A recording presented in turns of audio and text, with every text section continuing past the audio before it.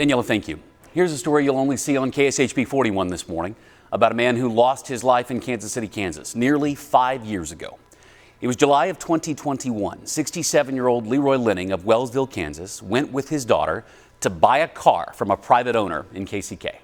They were meeting in a bank parking lot on State Avenue when a gun battle that started in a nearby store changed everything. On Friday, just a couple of days ago, the Wyandotte County DA's office filed 3 charges in that case, including first-degree murder against Angelo S. Hill. Now, Hill's accused of firing the shots that started that entire incident.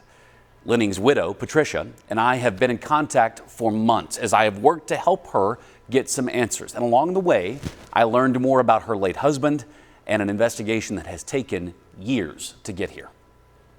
He had an old chair in here, and he would say he couldn't come do something if I wanted him because he was working in the barn. I'd come out and find him asleep in his chair. Patricia and Leroy Lenning were married for 36 years, raising 2 daughters and building a farming business.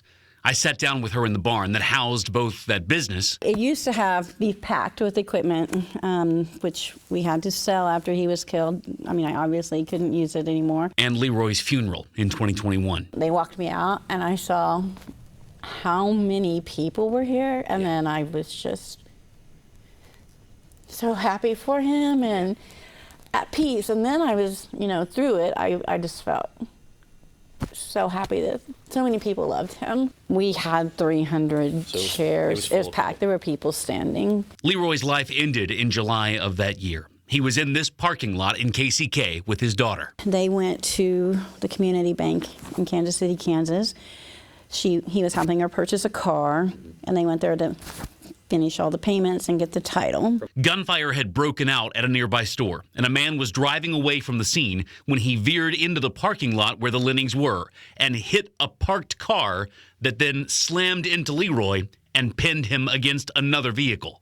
He died at the University of Kansas hospital before his wife could get to him. I got a phone call from my daughter screaming that he was dead. Just last week, for the first time in this case, I was able to sit down with KCK Deputy Police Chief Raymond Nunez. What has been the timeline, so to speak, of what this case has looked like? So the timeline has always been someone committed a crime. I think now is a good time to be able to try to get more people to get eyes on this particular case, and then hopefully the people that were there that day will come forward. During my correspondence with Mrs. Lenning, she detailed her frustration in how long the case had gone without any charges being filed.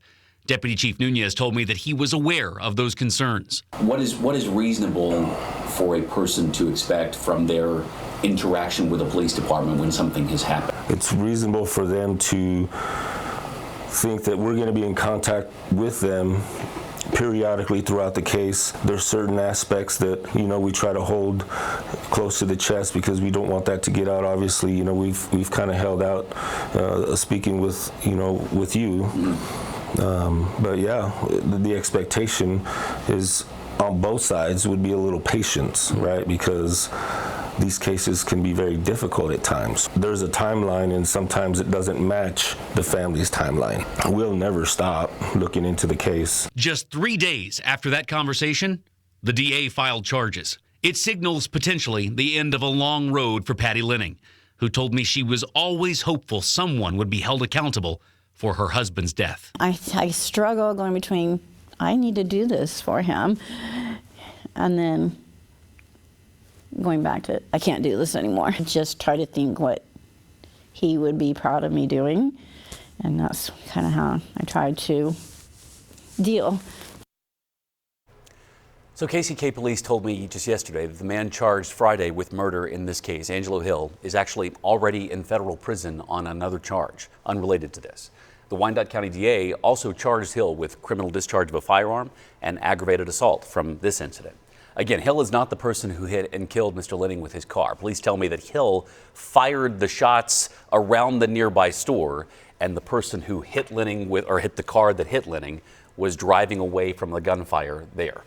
So I'll be requesting affidavits. Actually, I already have requested affidavits that detail how those connections were made. When I learn more about how this case progressed over this nearly 4.5-year time, I'll share that with you. But I spoke to Mrs. Lenning yesterday, and she's very, very thankful that someone it looks like is going to be held accountable. Some charges have been filed.